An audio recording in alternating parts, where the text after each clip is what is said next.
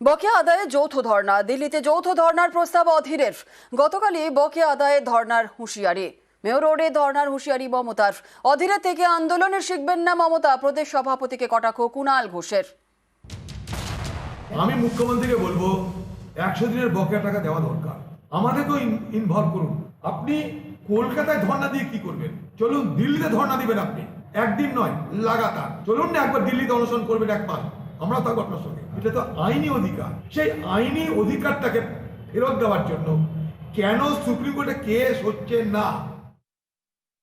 অধীর চৌধুরীর কাছ থেকে মমতা বন্দ্যোপাধ্যায়কে আন্দোলন শিখতে হবে না। কলকাতার রাজপথে যেমন মমতা বন্দ্যোপাধ্যায় ধর্ণা দিয়েছেন, দিল্লিতেও বারবার চিঠি দিয়েছেন।